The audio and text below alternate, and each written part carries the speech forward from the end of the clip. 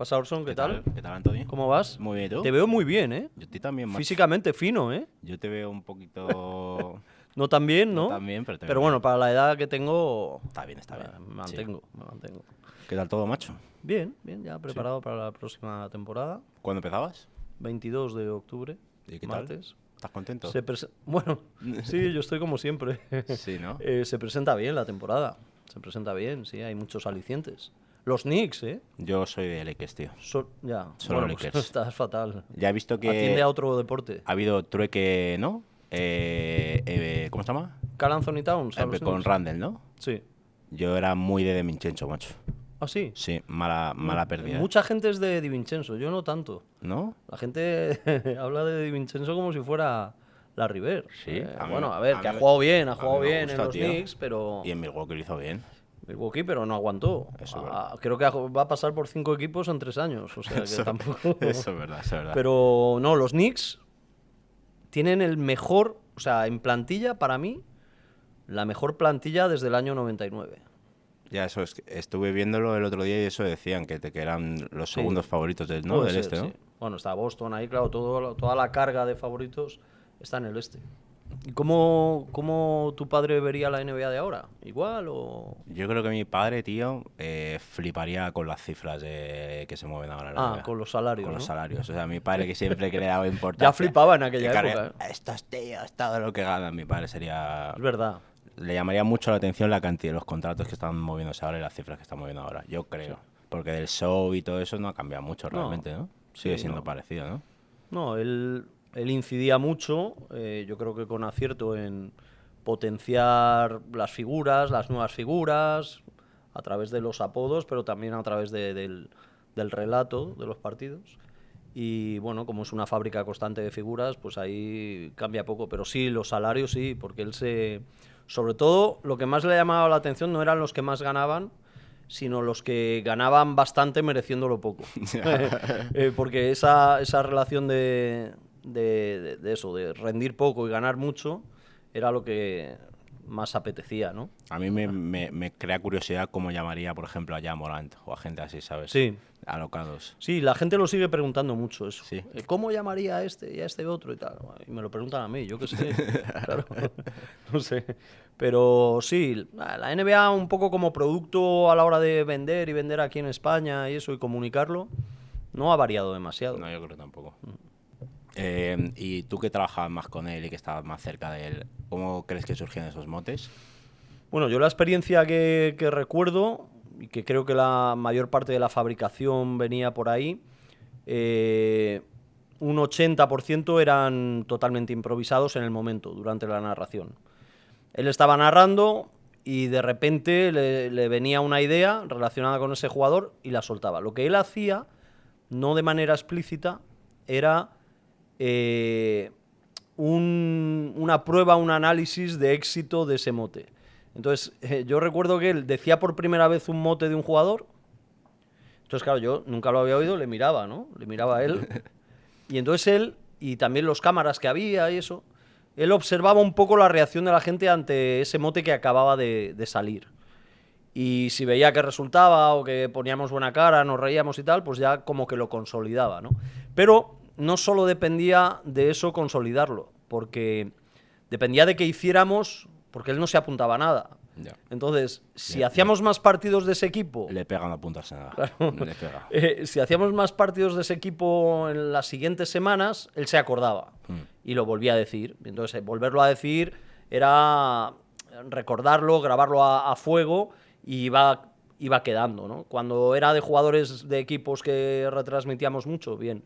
Pero es verdad que ha habido muchos motes, seguro, que se han ido al limbo después de la utilización de una o dos veces. Claro. Porque era un equipo que dábamos una vez por temporada Y no lo volvíais a dar, ¿no? y ya él no se acordaba, Ya. ni nadie. ¿no? Ya, ya, Porque, ya. bueno, tampoco en esa época había redes sociales ni nada de eso.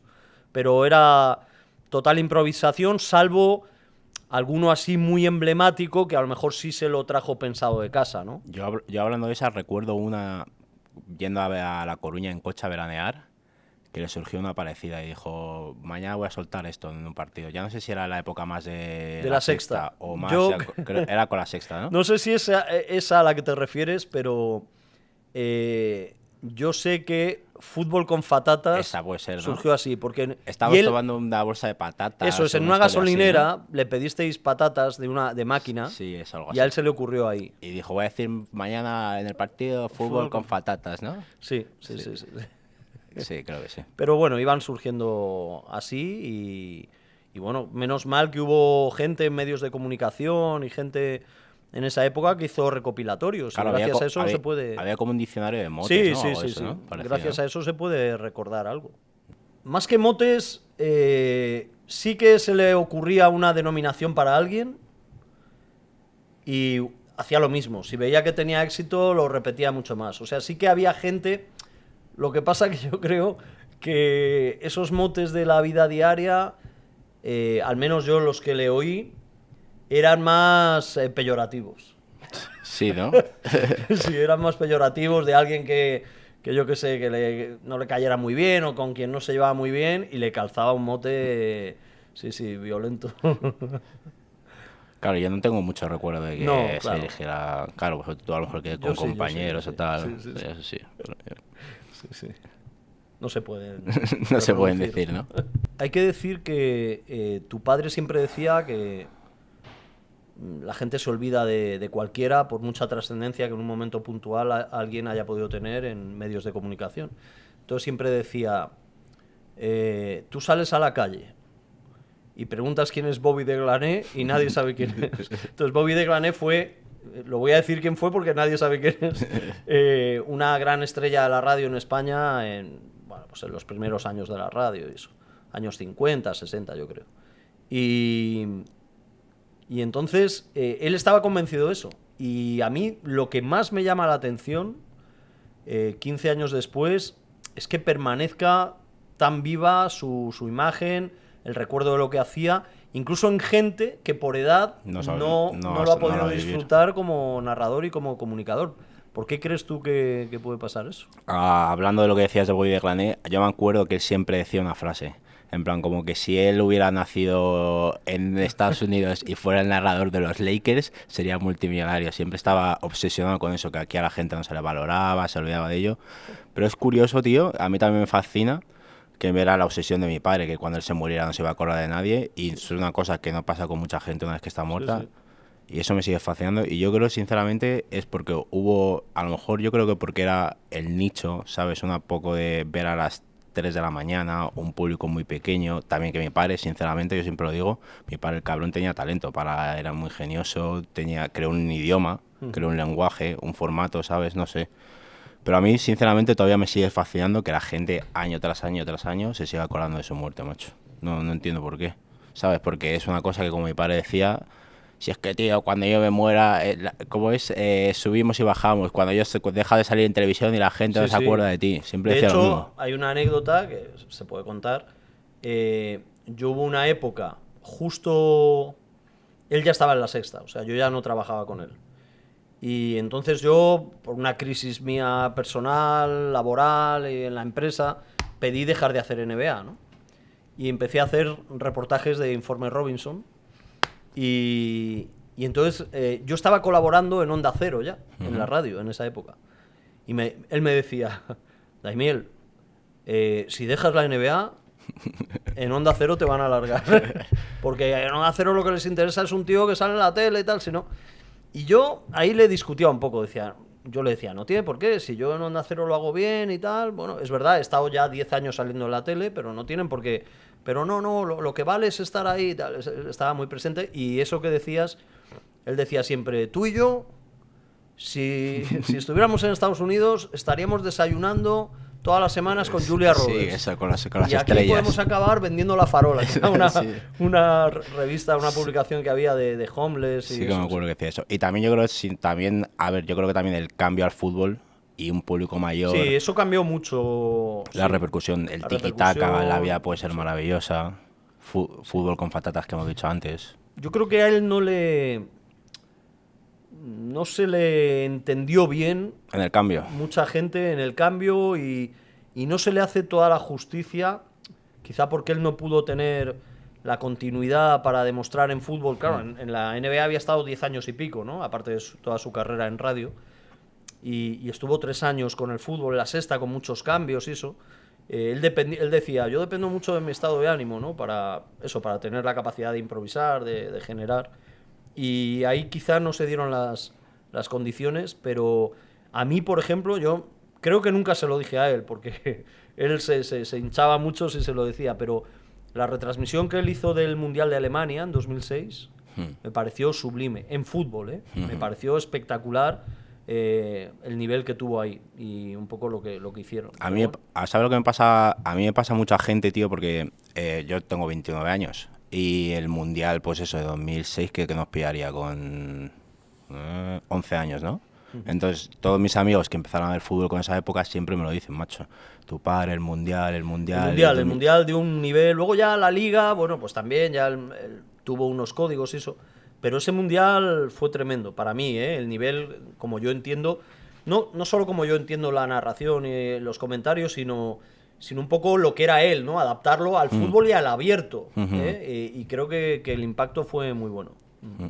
Y yo una duda que tengo, o sea, mi padre cuando decía lo de tiki-taka, ¿dónde están las llaves salinas? Tú un poquito celoso te tendrías que sentir, ¿no? Porque tú casi eres su compañero, la prensa en rosa, ¿cómo era? Sí, Crónica en Rosa. Crónica en Rosa, ¿no, sí. Anthony? A ver, no, o sea, podría, si fuera cierto, decir que no y tal, pero también podría decir que sí, porque ha pasado mucho tiempo y no pasa nada. Pero no... Lo que ocurrió es que él me hizo partícipe de todo el proceso de su cambio desde todavía que estábamos trabajando juntos y me dice, me han llamado unos tíos de una tele que se va a crear y tal. O sea, él me fue contando todo. Me contó el día que había quedado, me llamó por la tarde-noche el día que comió con la gente que le quería fichar. Todo el proceso del fichaje, el proceso del cambio, me lo iba contando todo. Cómo programaron el Mundial de Alemania primero y el de Japón luego de baloncesto. Porque narró los dos el mismo verano, ¿no? El mismo verano, doblete, los ¿no? dos, sí. Y entonces no sentía celos. Es verdad que hubo una mínima posibilidad. Hubo alguien a mí que me llamó de la sexta y tal. ¿Sí? Porque hubo algún loco al que se le debió ocurrir que ¿por qué no traemos al otro que estaba con Montes? Si ya hemos traído a Montes, que además es más caro que el otro, ¿por qué no traemos al otro? Pero fue una cosa sin mucha... O sea, querían que tú narraras fútbol. Sí, como que le acompañara ahí. Hostia. Para que estuviera contento y a gusto. Y yo... Lo que pasa que hablaron un día conmigo, no me hicieron una propuesta en serio, pero hablaron ahí como para tantearme a ver qué decía o qué pensaba. Pero no, yo estaba muy atento a todo lo que le pasaba ahí, quería que le fuera bien, tengo un poco mis recuerdos de lo que él mejoró mucho, o sea, él, como había hecho conmigo, hizo de Julio Salinas un personaje. No. Y él establecía una relación con sus compañeros de retransmisión que ayudaba mucho luego al tono de esa retransmisión, al menos de... Él era raro, tú lo sabes. Entonces Sí. había gente que le entraba bien desde el principio, sin conocerlos. Correcto. Y gente que no, desde el principio también, sin saber por qué, se le cruzaba. Entonces, de la gente que le entraba bien, pues Salinas, él tenía un aprecio Sí. tremendo por Salinas, Sí. con Kiko se llevaba bien. Yo recuerdo que con Kiko con Salinas tenía muy buen Sí, rollo. sí. Y luego tenía en su equipo gente que le acompañaba en las retransmisiones que tenía muy buen rollo también. Él necesitaba de eso, de estar arropado para salir bien, ¿no? Para que él pudiera desarrollar su trabajo bien. Tengo curiosidad, Orson, por saber en ese año 2006 cómo se vivió en tu familia o en casa el hecho de algo a lo que estabais acostumbrados, que tú casi desde que tienes uso de razón ves a tu padre que era el que narraba la NBA y todo eso, y se iba a Estados Unidos siempre en junio, y de repente, en un mes de mayo, se va para hacer fútbol a la sexta, en abierto.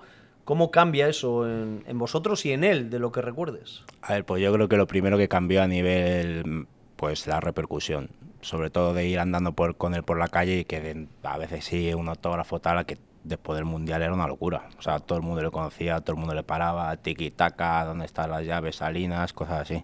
Pero también, sobre todo, ya más a la vida de padre e hijo con él, Pues yo me acuerdo que cuando iba con él, pues cuando madrugaba, tenía los partidos de madrugada, el cabrón se levantaba a las 3 de la tarde al día siguiente, cosas así. Y cuando narraba los partidos de la sexta, pues mucho viaje, se iba, Claro, se iba el fin de viernes, semana, sí. viernes, narrar, pero eso fue al principio de una época, Sí. porque luego dejaron de ir a los partidos, Sí, creo, eso ¿no? es, Los eso hacían es. desde aquí. Sí. Y sobre todo la repercusión, pues eso, sí, de ser una persona famosa, que sí, que le conocían pues los que le gustaban el baloncesto, a que le conociera todo el mundo, yo creo. Es el cambio más grande, la repercusión.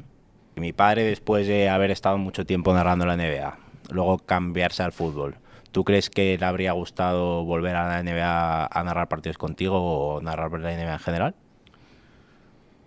Bueno, yo lo que más que creer, lo que sé, porque lo hablé con él, es que él, digamos que en las semanas previas a su muerte y eso, él tenía una idea de idealización de la época de NBA. ¿Sí? O sea, él tenía muy buen recuerdo de la época de NBA.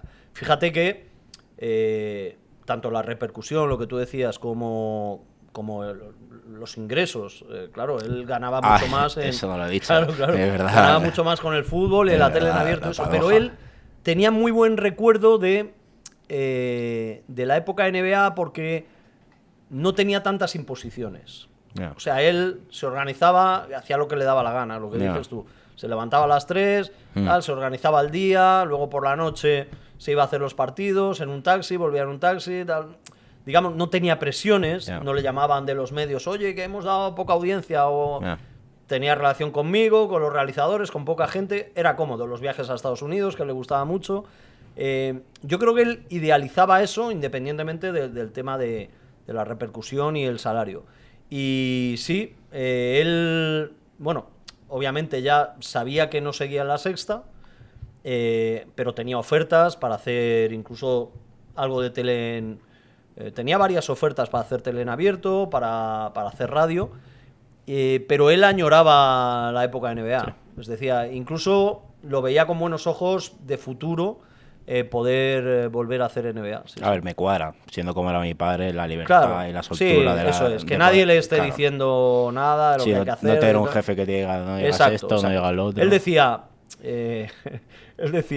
yo aquí, cuando estábamos juntos, ¿no? en lo que era Canal Plus, dice, yo aquí hablo con el jefe antes de empezar la temporada y no vuelvo a hablar hasta el verano siguiente. Y, tal. Y claro, eso hay gente que lo valora mucho desde el punto de vista laboral. ¿Cómo recuerdas, claro, tú de niño sobre todo, cómo recuerdas en esa época de NBA a tu padre en cuanto a lo que eran sus rutinas, por los horarios, por los viajes también a Estados Unidos? Sobre todo de su rutina yo recuerdo los viajes que hacíais uno a las finales, ¿no? Sí, y otro al All-Star. Sí. Y yo pues tengo recuerdos que el cabrón se gastaba mucho dinero porque le gustaba mucho gastar dinero en nosotros. Cuando iba a Nueva York le encantaba, iba al mercado de la Quinta Avenida, ¿no? Sí. Y nos traía, éramos unos niños, nos traía zapatillitas de la NBA, camisetas de Shaquille O'Neal, de Kobe Bryant, sobre todo esos son mis recuerdos. Y también cuando narraba, pues como ya he dicho, se levantaba muy tarde, íbamos a comer fuera, y luego a las 10, 11 él cogía un taxi, como has dicho tú, se iba al estudio y ya nos veíamos al día siguiente. Pero él presumía mucho de... porque yo alguna vez fui a comer con vosotros, ¿no? Pero vosotros solíais... Los fines de semana comíais fuera. Sí. Sábado, domingo comíais fuera, casi siempre. Sí, mi padre cocinaba. Y él presumía bastante de que tú eras cuando yo te conozco eras muy pequeño, de que sus hijos se comportaban como adultos en las comidas. Sí. Y era verdad, ¿eh? Era verdad. Eso sí. Sí, o sea, tú ibas... ¿Sabes? Hay veces que vas con una familia con niños a comer y no hay quien coma, te vuelven loco. Sí. Y vosotros erais como adultos, ¿estabais ahí sentados? Es verdad que tanto mi padre como mi madre daban mucho hincapié en eso. Mucha disciplina.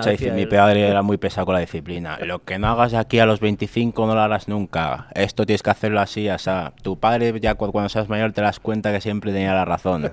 Frases que me soltaba siempre. Que alguna tenía razón y la mayoría no, la verdad. Pero bueno. Claro, él quería...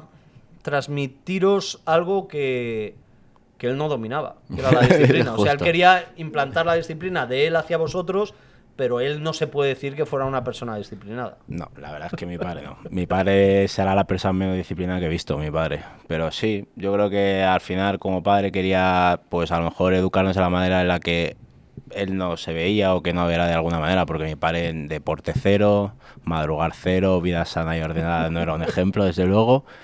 Y sí, yo creo que narrando ese estilo desenfrenado a lo mejor era un poco, ¿no? Sí. Contraposición, yo que sé, no sé, como, no sé.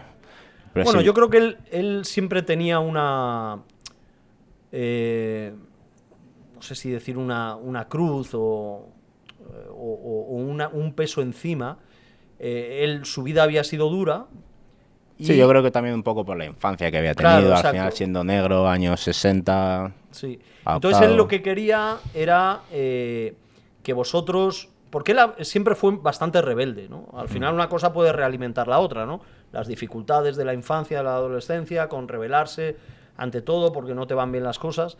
Entonces él lo que quería, daros una muy buena vida, que trataba de darosla, pero que fuerais disciplinados y ordenados para sacarle el máximo partido a la vida, ¿no? No tener que ser unos respondones continuamente porque estás haciendo cosas mal y tal, sino que fuerais un modelo y un ejemplo para poder aprovechar mejor el camino de la vida, ¿no? Así es como yo un poco lo recuerdo a él y lo que él presumía de vosotros por vuestro comportamiento.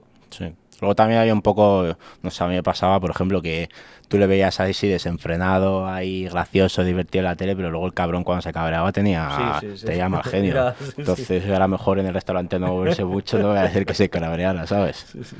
Esto es una duda que yo tengo, que no tengo ni idea de qué pasaba en vuestra casa o en la relación padre con hijos sobre lo que había sido su infancia y su condición de alguien de raza negra en su generación, en su época, ¿no? Aquí en Madrid, viviendo en el centro de Madrid y todo eso. No sé si os contaba muchas cosas de esa época o sacaba lecciones de esa época para leccionaros. Pues yo creo que sinceramente mi padre era una persona muy reservada sobre su infancia, hablaba muy poco, no, yo de hecho no nos contaba nada, pero sí que por las pocas cosas que decía, al ver, como dijo mi hermana, al final no deja de ser un mena, de los primeros menas que hubo aquí, y pues mi padre tuvo una infancia dura porque no conocía, tuvo poca relación con sus padres, y yo sí que me acuerdo alguna vez que decía que lo pasaba mal porque al final el único negro en una clase rodeado de blancos, pues sí que lo pasaba mal, pero a nosotros sinceramente no nos transmitía tampoco muchas inquietudes sobre lo mal que le había pasado en la infancia. Era una persona que prefería no hablar mucho de su infancia, ni no transmitía mucho. No sé si contigo algo No, no, coincide plenamente con... no Yo contaba tenía nada. mucha curiosidad, lo que pasa es que Ya. yo no me atrevía a A preguntarle, nosotros nos pasaba lo mismo también porque éramos pero yo tenía pequeños. mucha curiosidad por cosas. Él, a lo largo de pues los 14 años que tuvimos relación, hubo 2 o 3 momentos en los que sí se abrió, se sinceró y me contó algunas cosas, pero contaba muy poco, muy poco. Creo que la mayor parte de esas 3 veces que me contó, 2 de ellas fueron en un avión, en un viaje transatlántico, que salió el tema y ahí se sintió, no sé si a gusto o confiado para contar, pero como curiosidad, es algo que luego posteriormente me llamó la atención, ¿no? Ni siquiera se lo dije, pero él cuando me cuenta, creo que es ya en la última época con él, sería año 2005-2006, me cuenta que su madre vive en New Jersey. Claro, nosotros habíamos hecho 2 finales en New Jersey. No.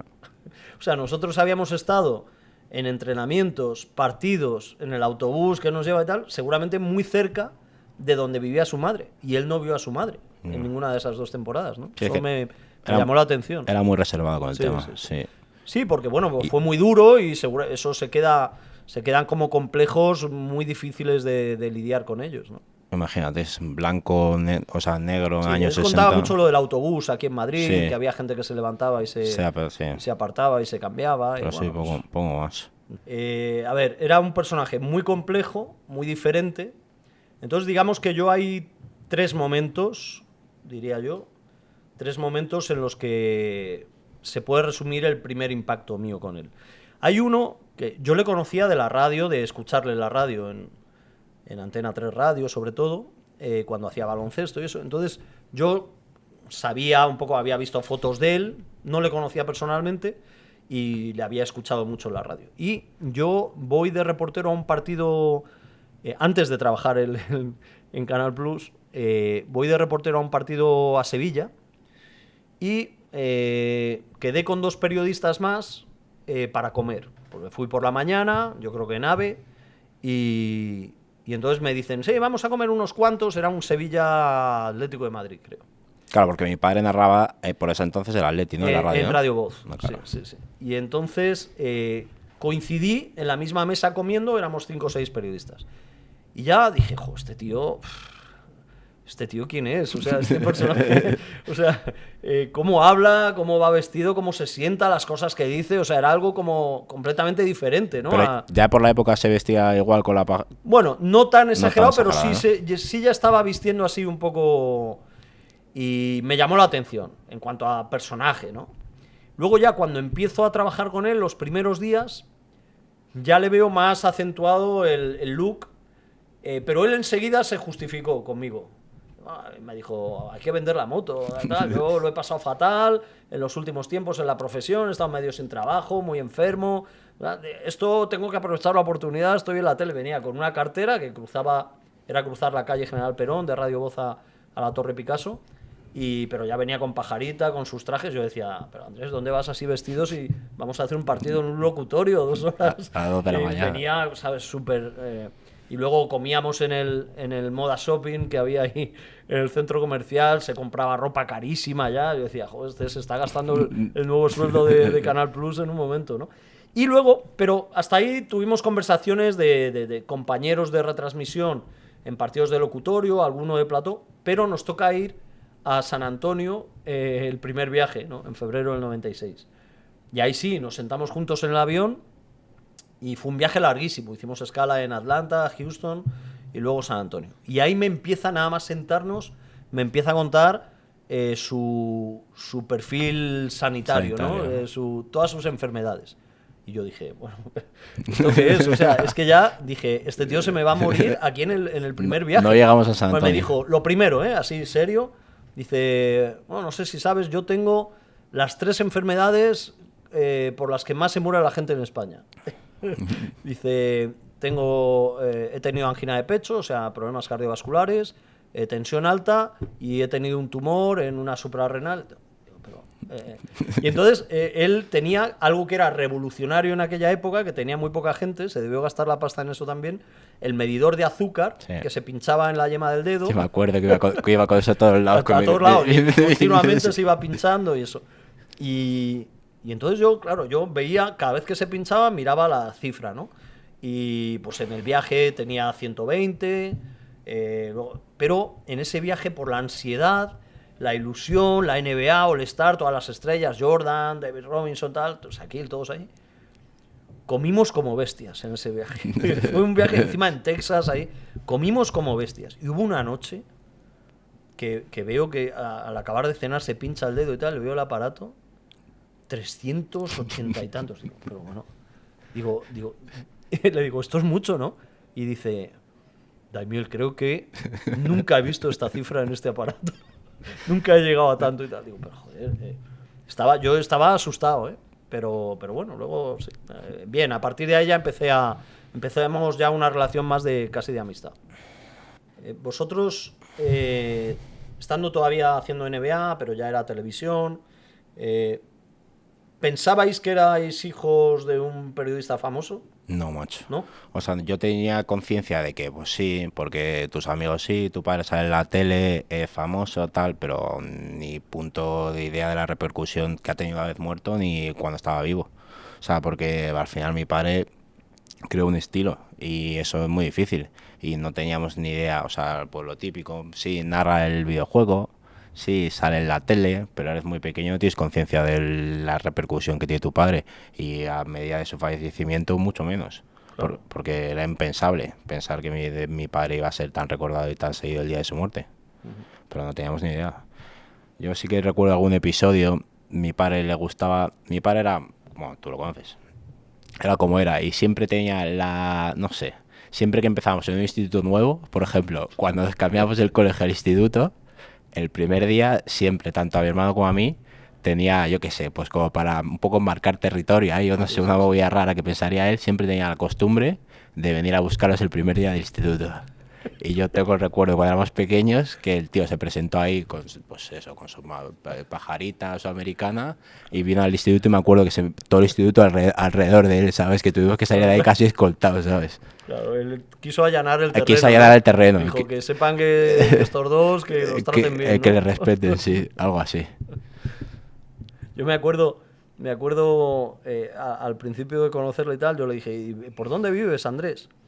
Entonces, él me dijo el nombre de la calle y yo no sabía dónde era, ¿no? Digo, pero ¿dónde es eso? Y me dice, bueno, pues está, me empieza a explicar y le digo, ¿por el rastro? Dice, no, eso no es rastro. Digo, bueno, y entonces digo, ¿Pasillo Verde? No, eso no es Pasillo Verde. Entonces yo luego, o sea, al final no me aclaró dónde era exactamente, pero yo luego miraba los planos y decía, pues si el rastro está pegado al Pasillo Verde. Sí. O sea, él no quería decir que no, es una urbanización nueva que hay ahí y tal, pero no quería decir dónde estaba la urbanización. Literalmente que está a 1 minuto del rastro. Claro. Está al lado, literal. Igual yo no era muy consciente porque era muy pequeño, pero tú al haber trabajado más con él y al haber estado codo con codo, a lo mejor sí que tenías más repercusión a nivel marcas, que la gente hablara de él, anuncios, a lo mejor sí que tenías más consciente. Bueno, es bastante interesante eso, porque primero fue un proceso de 10 años y pico, 10 años y medio, toda la fase NBA de él, que estuve yo ahí con él prácticamente todo el tiempo. Entonces él, cuando empieza a hacerlo, es verdad que el jefe de deportes en ese momento cree en él e incluso lo defiende la apuesta de que él haga NBA en el Plus en contra de las opiniones de otra gente que había, incluso que digamos que eran superiores al jefe de deportes, que no les gustaba la idea, porque entonces el Plus vendía una imagen de sobriedad, de academicismo y tal, y tu padre no concordaba con eso, ¿no? Pero yo enseguida me di cuenta que el que sabía de lo que iba el tema era él. Es decir, o al menos él pensaba que lo sabía de qué iba el tema y estaba plenamente acertado. O sea, él era muy consciente de que era un producto, aunque muy agradecido, minoritario, una liga extranjera, baloncesto, que no es fútbol, madrugada. Entonces él decía que tenía que vender ese producto para que cada vez lo viera más gente. Y muchas de las cosas que él hacía tenía que ver con eso. Entonces, nosotros empezamos los 2 primeros años no había internet. Recibíamos cartas, postales, el boca a boca, la gente por la calle. Pero él siempre decía que estaba siendo un éxito. Mucho antes de que yo me diera cuenta que estaba siendo un éxito y muchísimo antes de que la gente que nos rodeaba lo reconociera. Él notaba que algo estaba pasando, ¿no? Que eso iba bien. Y lo repetía mucho y lo reivindicaba. Hasta que hubo un día que me llama, no sé qué año sería, la verdad. Sería el año 2001 o por ahí. Me llama y dice, Daimiel, vete a comprar el Marca. Digo, joder, ahora salir ahí a comprar. Entonces fui a comprar el periódico y luego hablamos. Me dice, ¿te das cuenta? Entonces habían hecho en las centrales del periódico un especial de las mejores parejas de retransmisión deportiva en España. Entonces estaba José Ángel de la Casa Mitchell, que hacían el fútbol de la selección, sobre todo, y algo de fútbol europeo. Estaban Carlos Martínez y Robinson, creo. Estaba Valentín Requena Ángel Nieto. Estaban, bueno, pues así, de los principales deportes. Y estábamos nosotros. Entonces, para él eso fue como la confirmación, ¿no?, de lo que él venía, sobre lo que venía trabajando y lo que venía reivindicando desde años atrás. Era un reconocimiento ya de que, pese a que hacíamos un producto minoritario, estábamos ahí arriba. ¿Qué es lo que la gente te recuerda más de tu padre? ¿Frases, alguna anécdota, algún partido en concreto? A mí lo que más me recuerda a la gente es como ya el Mundial de 2006. Sí, frases, tiki-taka, la vida puede ser maravillosa, pero sobre todo el Mundial de 2006. Y ahora ya más recientemente, la gente como yo creo que porque la NBA ha crecido mucho en España, cada vez tiene un público más gente, y yo creo que cada vez la gente me recuerda más a mi padre, los motes, yo qué sé, Cruella de Vil, todo eso, el estilo. Pero anécdotas, sobre todo yo tengo una que siempre nos contaba, que yo creo que la has contado alguna vez, la del hotel de Chicago. Esa siempre la que me contaba mi padre. Y gente así, pues más experiencias suyas. Tío, yo me acuerdo cuando era pequeño, el Mundial de 2006 me cambió la vida. Eso sí que era fútbol, Salinas, pero por ahí puedo ir. ¿Tú qué anécdotas, qué recuerdos tienes de él? Bueno, muchos. Es verdad que ya en estos 15 años me han preguntado mucho, he contado muchas. Hay una cosa que me llama mucho la atención, porque sigue pasando hasta hoy, y es que en redes sociales, a un ritmo de 2 veces por mes aproximadamente, me llega una mención de una foto de un deportista de la actualidad riéndose. Y me mencionan a mí, me ponen, ¿por qué todos los jugones sonríen igual, Daimiel? Esto sigue pasando habitualmente, mes a mes. Sí, la gente, bueno, recuerda sobre todo los motes, ¿no? Sí. La gente que lo ha visto por televisión, pues recuerda de él las frases, los motes, alguna canasta. La retransmisión de la canasta de Jordan. Claro, exactamente, eso se ha repetido mucho, sí. ¿no? O todas las frases de él que iban en las cabeceras de la NBA de Canal Plus o Movistar, que se han ido repitiendo año a año. Y bueno, y luego de las cosas que hemos contado, ¿no? Y bueno, pues eso de Chicago fue muy impactante. Yo, como hemos estado hablando antes de lo que era un poco lo que podía haber sido su complejo respecto a su infancia y cómo él reflejaba eso en la relación con vosotros, con sus hijos, yo me acuerdo, pues no sé si en ese mismo hotel de Chicago, en alguno, pero por la época, porque tú debías ser muy pequeño, o sea, serían los primeros años, que estábamos en habitaciones contiguas, pero claro, yo estaba a lo mejor por la noche tumbado en la cama, pero la pared del cabecero de la cama daba a la pared de su habitación, ¿no? Y seguramente de su cama. Y claro, a lo mejor con 7 horas de diferencia, pues nos íbamos a cenar, tal, no sé qué, volvíamos a la 1 de la mañana o las 2 de la mañana, ya era por la mañana aquí, ¿no? Entonces él insistía mucho.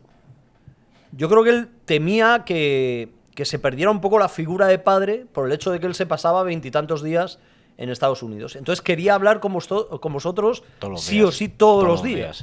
Entonces yo me imagino que tú eras pequeño ahí, que no sabes muy bien ni qué pasa, te ponen ahí un teléfono y tal, y tú pasabas, te querías irte a correr o a jugar. Y yo le oía, hijo, que tu papá te quiere mucho. Eso te iba a decir, me acuerdo. Tú siempre acababa, tú acuérdate una cosa, hijo. Sí. Tú sabes que tu papá te quiere mucho. Pero, siempre decía lo mismo. Pero yo le oía a gritos y tal. Yo te imaginaba a ti ahí corriendo, queriéndose ir del teléfono, y él ahí insistiendo, ¿no? Como que quería todos los días que oyerais su voz, ¿no?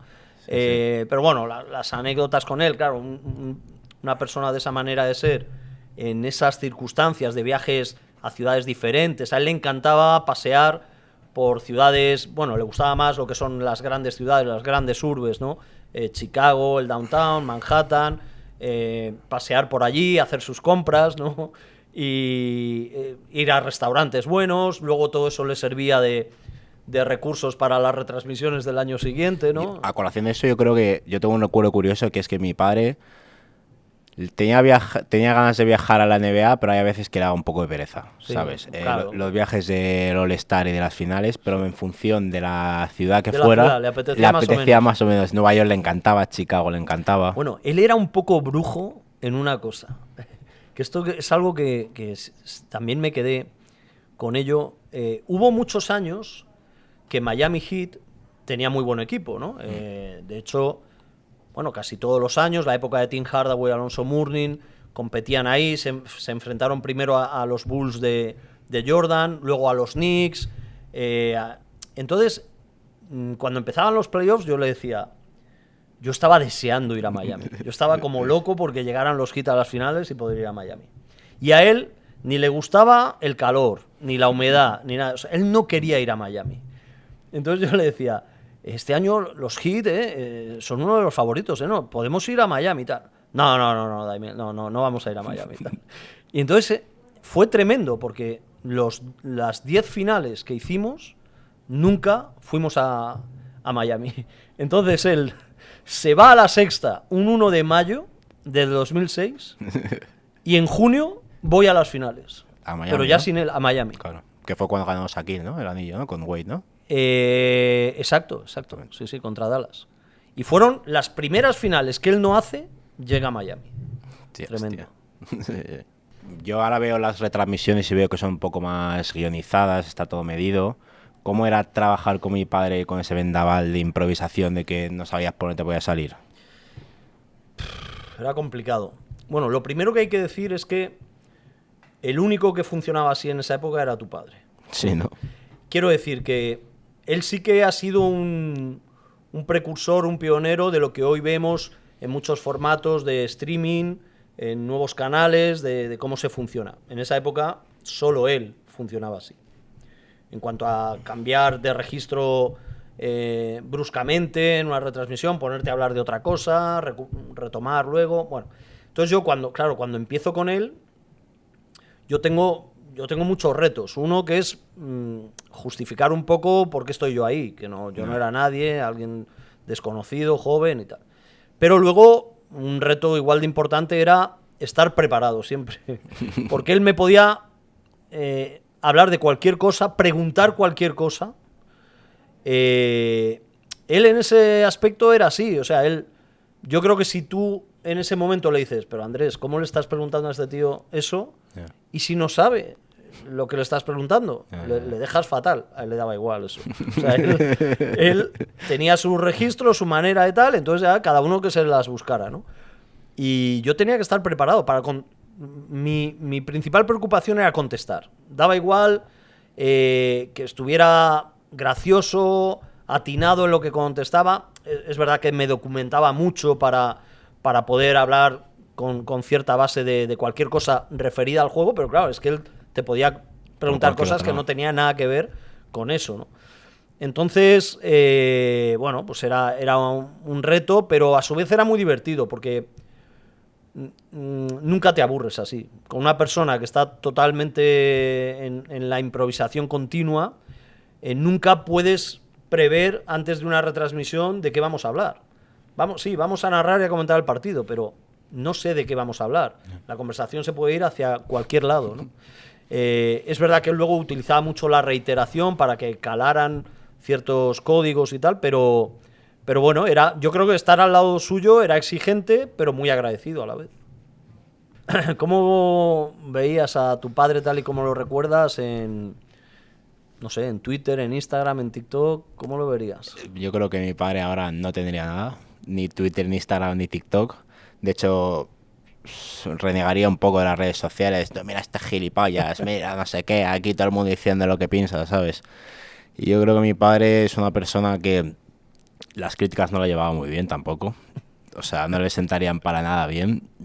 Y aparte, es que mi padre era una persona que yo creo que le gustaba vivir un poco aislado de las noticias, no quería tener muchas referencias. Aparte, yo creo que mi padre, una de dos, o le habría dado mucha importancia y le habría sentado mal, pero tampoco creo que hubiera cambiado su manera de narrar y manera de pensar por lo que dije en las redes sociales. Pero vamos, mi padre no habría tenido Instagram, Twitter y esas cosas en la vida, vamos. No, yo recuerdo que yo me abro, que fui un poco pionero, ¿no?, en la prensa deportiva aquí en España. Porque mi padre fallece antes, ¿no?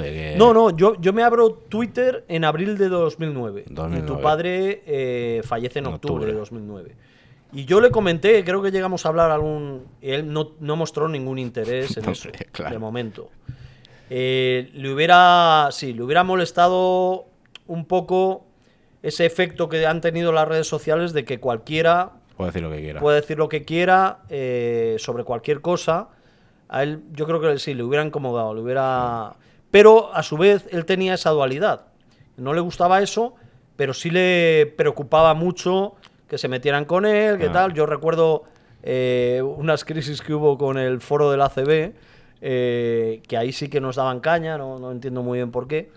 Y él lo llevaba fatal eso, él lo llevaba muy mal. Pero es cierto, yo también creo que estaría ajeno a todo eso, incluso no tendría perfiles, a no ser que lo necesitara por una cuestión trabajo. plenamente laboral, pero también creo que él hubiera sido, o sea, es que él es el primer youtuber, Ya. o el, Sí, que igual habría ido o el bien primer también. Twitchero, ¿no? Él eso hubiera arrasado, Sí. o sea, hubiera arrasado en eso, él ponerse ahí en su ordenador sin salir de su casa a hablar delante de la pantalla 3 horas, hubiera sido el mejor. Ya. Es que sería el mejor de la actualidad también. No, sí, sí. Yo a veces también lo pienso. Sí, Que por una parte no le gustaría y no habría tenido, pero por otra parte, si se hubiera metido, le habría ido bien, porque es un personaje y todo el mundo lo habría visto. Aunque esta me sé la respuesta, ¿cómo crees que vería mi padre el periodismo actual? ¿El periodismo deportivo o el periodismo actual en general? Bueno, yo creo. Él lo veía ya muy mal en su época y digamos que se han desarrollado algunas de las características, no quiero ser ni peyorativo, pero de las características que había en esa época se han desarrollado o se han incrementado, por lo tanto no dejaría títere con cabeza, ¿no? yo creo que tampoco. Sería bastante crítico. Yo recuerdo en esos últimos meses suyos de vida, Ahí estaba él, muy desencantado ya de sí, contar el periodismo él deportivo. empezó el programa, yo creo que eran los primeros meses o el primer año del programa de Punto Pelota, ¿no? Y él lo vio en algunas ocasiones por curiosidad y eso, me comentó algo, pero luego cuando él de repente ya le dicen que no va a seguir en la sexta y le hacen alguna propuesta para ir a algún programa de estos, él decía, pero si a mí no me importa, ¿qué más me da a mí Pellegrini? Era cuando Pellegrini estaba en el Madrid. Pellegrini y tal, a mí me da igual, eso no me interesa nada. O sea, no le... Yo creo que él tenía muy claro lo que era él o lo que quería ser. Él era un transmisor de cosas, un comunicador de cosas, pero no podía ser un gran opinador sobre cosas sobre las que opinaba todo el mundo y que a él le daban igual, ¿no? Sí, sí, sí. Pero bueno, sería muy drástico, yo creo, con el periodismo actual. Sí. Estaba muy desencantado antes. A mí siempre cuando nos decía estudiad cualquier carrera menos periodismo, siempre decía lo mismo. Sí. Que la profesión estaba muy mal, que mucha paro, siempre decía lo mismo.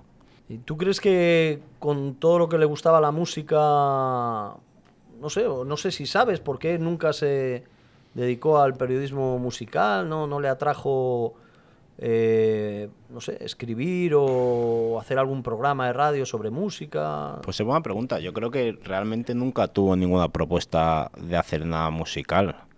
Pero yo creo que también mi padre se dedicó al periodismo fue de una manera accidental, ¿no? Empezó a trabajar con García, le surgió así y así le fue. Pero mi padre le gustaba mucho la música, era muy melómano, iba mucho a conciertos, aprovechaba los viajes de Estados Unidos para ir a conciertos. Estuvo viendo a Stevie Wonder, siempre nos lo decía, los conciertos a los que iba.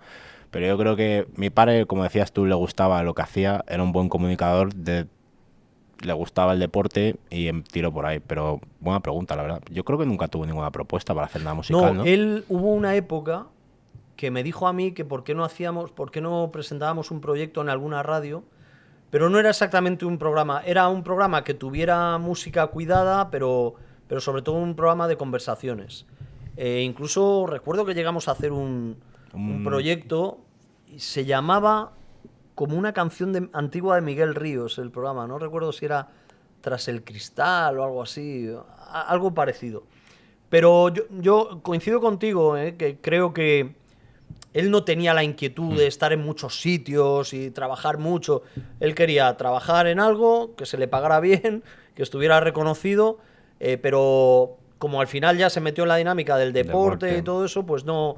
Tampoco eran tiempos como ahora, que ahora la gente busca hacer mil cosas y mil cosas diferentes para que a ver si en algunas suena la flauta, por si te fallan otras. No, en esa época tenías tu trabajo y la única motivación era mantenerlo el máximo tiempo posible. Supongo que también tendría más salidas o vivir más hablando de deporte que hablar de música, supongo. Seguro, también, ¿no? seguro. Aunque él era un gran consumidor de todos los programas de música que había, de radio, de publicaciones.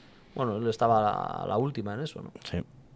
¿Tú qué recuerdos tienes de mi padre en los inicios en el periodismo? Ahí de la mano de José María García. Porque empezó ahí, ¿no? Con García, ¿no? Sí. Bueno, creo que empezó en COPE, estuvo ahí muy poquito tiempo y luego ya entró en Antena 3 Radio. con García, donde estuvo muchos años. Bueno, lo que él me contaba, yo recuerdo que era claro, una cadena muy escuchada, especialmente en el deporte, las retransmisiones de baloncesto, pero un poco tengo los recuerdos de lo que él me contaba de esa época, ¿no? Que él me decía que trabajó mucho, que viajó mucho. Él decía que había tensión y presiones trabajando con García, porque era un jefe que estaba muy encima y te exigía mucho. Pero luego él también reconocía que García quería tener al equipo contento, que les pagaba muy bien y que bueno, que les exigía. Pero siempre me acuerdo que contaba una anécdota de una vez que estaba en Zaragoza. Y ¿Qué año? Entonces, ¿Qué año? No sé qué año sería año 80, no sé, finales de los 80 o así. Él estaba de novio con tu madre. Y entonces no había teléfonos móviles y él estaba en el hotel, en un hotel de Zaragoza, estaba en la habitación del hotel y llamó a tu madre y estaban hablando por teléfono. Y nada, pues dice que sí fue una llamada larga, ¿no? Llevaban pues 30, 40 minutos hablando y que de repente se corta la llamada. Pero bueno, eso pasaba a veces, ¿no? Entonces, que él se corta y vuelve a llamar, ¿no? Que se ha cortado y tal. Sigue hablando y se vuelve a cortar. Y ya cuando se corta la segunda vez, entra alguien de recepción del hotel y le dice, señor Montes y tal, mire, es que el señor García de Antena 3 quiere hablar con usted y tal. Dice, pero... Vale, dice, yo estaba hablando por teléfono. Dice, sí, es que me ha pedido el señor García que le corte la llamada para hablar con usted. Él ponía como ejemplo eso de cómo era García, ¿no? Y cómo se trabajaba, ¿no? Que era capaz de convencer a la gente de recepción que te cortara la llamada de teléfono. ¿Cómo recuerdas tú ese 16 de octubre? Pues mira, es curioso, tío, porque yo tenía 14 años y mis padres estaban separados. Y yo siempre digo que yo me enteré de la muerte de mi padre por los periódicos y por la radio. Yo tengo ese recuerdo. Yo me acuerdo de llegar a casa, mi padre nos tenía que venir a buscar, llegar a casa con mi madre y mi padre no llegaba. Y ya pusimos la radio, las noticias y ahí nos enteramos. Y sí, me empezaron a llamar mis amigos, lo siento mucho. Y fue un poco de... pues todo de golpe. Ahí, todo ¿no? de golpe, sí. Sin prepararlo. Sí. Y luego también, pues eso... mucha especulación, luego tras su muerte, si el motivo de la muerte, de que había muerto, mucha prensa. Además, como fue un viernes, fueron 2 días de tanatorio, ¿te acuerdas? Sí. Sábado y domingo ahí, con lo cual era como todavía más Sí. alargar el proceso. Tengo mal recuerdo de eso, mucha gente famosa que no conocía de nada viniendo. Claro, te daban ahí el pésame, ¿no? Sí, tengo mal recuerdo, la verdad. Sí, yo recuerdo que si era un viernes por la tarde, yo había estado cenando con él el martes de esa semana, que además cenamos y como hacíamos muchas veces, salíamos del restaurante y nos quedábamos hablando en la puerta del restaurante otra hora y pico, a las tantas de la mañana. Habíamos estado cenando el martes. El miércoles me acuerdo perfectamente que me llamó cuando yo volvía del trabajo a casa y hablé con él desde el coche. Pues no sé, serían las 6, 7 de la tarde, el miércoles. Y el jueves no hablamos. Yo no... o sea, no, en ese momento no me extrañó. Podía pasar. Aunque no era tan habitual, porque me llamaba casi todos los días. Y más en esa época, me llamaba casi todos los días para hablar de todo y tal. Es que realmente creo que el infarto le da el jueves, ¿no? No lo sé. Lo que pasa es que lo encuentran muerto el viernes, creo. Sí, no lo sé, pero el caso es que yo el jueves no hablé con él y el viernes a primera hora de la tarde, recuerdo como si fuera ahora, me estaba duchando porque iba a salir y me llamó un amigo y compañero en común y me dijo, oye, me ha llegado el rumor, le habían dicho como tu padre vivía ahí enfrente de lo que era la agencia F. Alguien de la agencia F ha dicho que tal. Digo, joder, no puede ser y tal, no sé. Y digo, bueno, me voy a duchar, no sé qué hacer, no sé si ir a su casa, me dijo. Digo, no sé, digo, yo me acabo de duchar, me he visto y claro, yo vivía lejos y nada, cuando salgo de la ducha y tal, me vuelve a llamar y me confirma la noticia, ¿no? Y entonces fuimos para allá, fuimos a al domicilio ahí, a la puerta, no sabíamos muy bien qué hacer y luego sí, en el tanatorio, pero a ver, ¿qué ocurre? Yo, pese a que tenía una relación tan intensa de amistad, porque hablábamos habitualmente, nuestra relación de amistad se incrementa cuando ya no trabajamos juntos, ¿no? Estando él en La Sexta. Y él estuvo en mi casa, estuvimos comiendo o cenando varias veces por donde yo vivo, yo fui a su casa varias veces en esa época. Yo siempre lo digo de mi padre, que tenía pocos amigos, por no decir uno, y yo sí que tengo recuerdo de hablar contigo. Sí, teníamos mucha relación. A diario, mucha relación, sí. Pero claro, yo, como él, desde el primer viaje al que me he referido antes, me dio todo su historial médico, es verdad que siempre tienes como en la cabeza que algún día te digan, pues ha tenido, porque él había tenido, no sé si 1 año o 2 antes, una intervención. En los 2 mundiales le operaron después a exacto, le pusieron bypass, triple bypass, no sé qué. Yo recuerdo también una vez que quedamos a comer por ahí por el barrio Salamanca y eso, y salimos del restaurante justo antes de la operación esa. Entonces íbamos andando, hablando, ¿no? Y entonces él se quedaba parado. Esto lo recordarás tú. Sí, a mí me pasaba se también, quedaba parado y entonces tú, claro, seguías andando, Andrés y tal. Entonces él te hablaba, o sea, no te decía ve más despacio, él disimulaba, pero es que se agitaba mucho caminando rápido, ¿no? Ahí. Entonces él se paraba y se quedaba un rato parado hablando y luego retomábamos el camino. Entonces fue un poco el impacto de la sorpresa, de que no lo esperas, ¿no? Obviamente, pues claro, tenía muchos problemas de salud. Es verdad que él iba mucho a los médicos, trataba de cuidarse, se medicaba mucho, porque estaba pendiente de todo eso. Era bastante miedoso. Sí. Por eso siempre estaba las pastillas, no sé qué, el pastillero. Iba cada 2 por 3 a los médicos, las pruebas y eso. Y bueno, pues la sorpresa de que al final pierdes un amigo de manera totalmente imprevista, ¿no? Y bueno, la verdad que también todo esto que hemos comentado de que sigue estando ahí para mucha gente, la verdad, el ejercicio continuo mío durante estos 15 años ha sido, que es algo que le pasa a mucha gente con sus seres queridos cuando ya no están, es qué hubiera dicho, cómo hubiera reaccionado ante esto que está pasando. A mí me pasa ¿no? igual, sí. ¿Qué diría ahora ante esto? Sí. De todo tipo, no solo de deporte, porque también como él era tan peculiar y tan especial en las reacciones y en los argumentos sobre cualquier cosa, pues siempre pienso eso, lo sigo haciendo, la verdad. A mí también me pasa lo mismo. ¿Y para ti cómo han sido estos 15 años de mi padre, señor Andrés Montes? Bueno, yo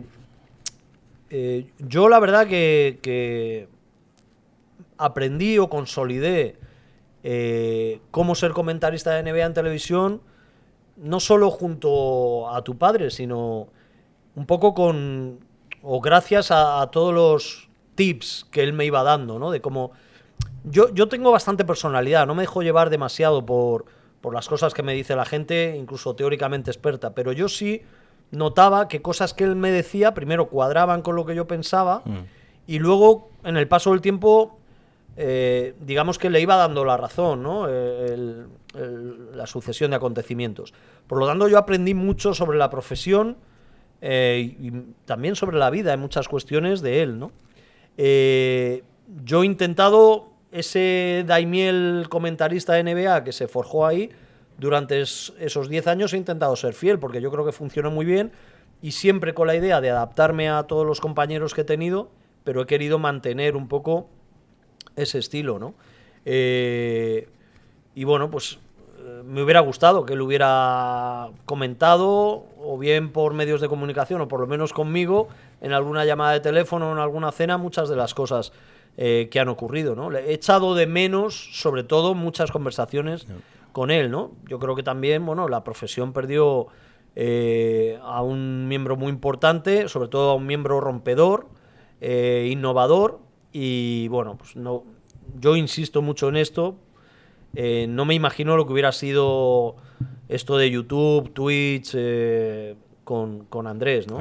Había veces que le pedían en Canal Plus, vamos a grabar un vídeo, que iban con cámara de televisión a su casa a grabar, y él decía algo de música o ponía un CD y tal. O sea, imagínate eso, por ejemplo, cosas de esas en TikTok. O frases de él que podía grabar en 15 segundos. Hubiera sido tremendo, ¿no? Pero bueno, no siempre la vida hace sincronizar las cosas que se corresponden, ¿no? ¿Y tú qué? Yo al final, 15 años. ¿sabes lo que me pasa, tío? Que al final yo tengo 30 años. Y entonces más de la mitad de mi vida, o casi la mitad de mi vida adulta, ha sido sin mi padre. Y yo pues guardo recuerdos de cuando era pequeño, pero sobre todo lo que has dicho tú, ¿sabes lo que me pasa? Situaciones del día a día que pienso, ¿qué haría mi padre si estuviera aquí? ¿O qué me diría mi padre? Pues, por ejemplo, yo soy cocinero y dejé la carrera con 19 años, por ejemplo. Si mi padre, me acuerdo que me decía, lo que no hagas a los 25, pues aquí mal. Y cosas así que digo, ¿qué diría mi padre en situaciones de la vida que me pasan, ¿sabes? O, no sé, por ejemplo, la de la carrera, que sea cocinero, situaciones así, ¿sabes? Es cuando más me planteo, si mi padre estuviera vivo, ahora mismo o no sería así o a ver quién lo aguanta, ¿sabes? Y, por ejemplo, yo que perdí a mi padre también con 16 años, ¿no echas de menos, o sea, te faltó alguna conversación con él? Sí. Es decir, me hubiera gustado en ese momento, Sí, no sí, ahora, sí, sino en sí, ese sí. momento, a ver, que él me hubiera contado, yo Sí, haberle sí, sí. preguntado. Yo al final un poco lo que hemos estado hablando ayer, yo por ejemplo muchas cosas que he contado ahora no sabía, pues haberle preguntado más cosas, saber más de su vida, haberle, yo qué sé que al final eres un niño y no ves a tu padre ahí, pero tampoco le haces las preguntas, y ahora sí, me pasa muchísimo, que digo, le habría preguntado sobre esto, le habría dicho no sé qué, pero muchísimo, todos los días lo pienso, pero más sobre todo lo que te he dicho, en plan de si mi padre me viera ahora, cosas así, ¿sabes?